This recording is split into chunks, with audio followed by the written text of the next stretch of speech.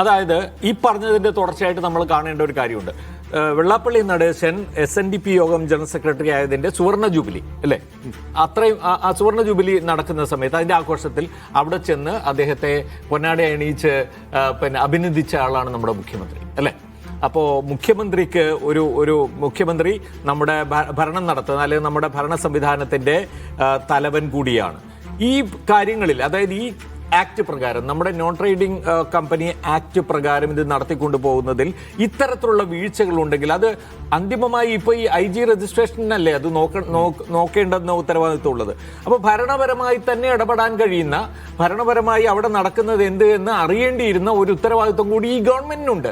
അപ്പോഴാണ് ഇതെല്ലാം സംഭവിക്കുന്ന പ്രസ്ഥാനത്തിന്റെ, ഇത്ര കുത്തഴിഞ്ഞ നിലയിൽ നടന്നുകൊണ്ടിരിക്കുന്ന പ്രസ്ഥാനത്തിന്റെ തലപ്പത്ത് ഇദ്ദേഹം ഇത്രയും കാലം വാഴ്ത്തപ്പെട്ടതിന്റെ പേരിൽ അദ്ദേഹത്തെ ചെന്ന് അഭിനന്ദിക്കുന്ന ഒരു കാഴ്ച നമ്മൾ കാണുന്നത്. മാത്രമല്ല, എന്താണ് പറഞ്ഞത്, കുമാരനാശാൻ SNDP യോഗം ജനറൽ സെക്രട്ടറി ആയിട്ടുണ്ടായിരുന്നു.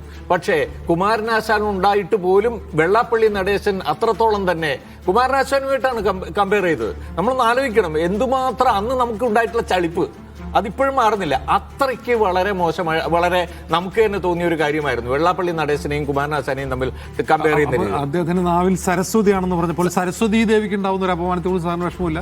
ഉണ്ട്, തീർച്ചയായും.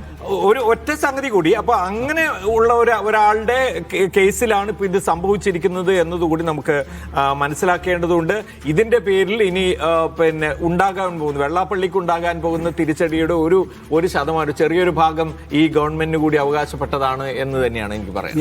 പതിറ്റാണ്ടുകളോളം രാജ്യങ്ങൾ ഭരിച്ചിരുന്ന ഏകാധിപതികളുണ്ടല്ലോ, അവരുടെ ഭരണം വീഴുന്ന കാലത്താണ് നമ്മൾ അറിയുന്നത് ആ ഭരണത്തിനകത്ത് നടന്നുകൊണ്ടിരുന്ന സംഗതികൾ എന്തൊക്കെയാണെന്ന്.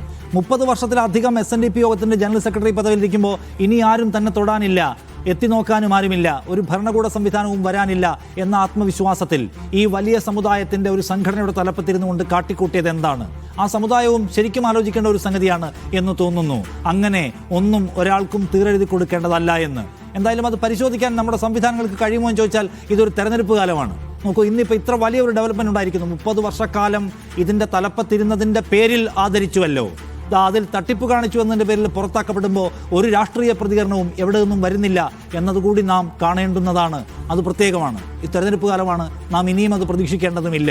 എന്തായാലും ഇതൊരു വലിയ ഡെവലപ്മെൻ്റ് ആണ് എന്ന കാര്യത്തിൽ തർക്കമില്ല. വെള്ളാപ്പള്ളി നടേശൻ എന്ന് പറയുന്ന വലിയ ബിംബം, അത് കോടതി വേണ്ടി വന്നു അതിനെ ഇതിൽ നടക്കുന്നത് കുഴപ്പമാണെന്ന് പറയാൻ, മാറി നിൽക്കാൻ പറയാൻ.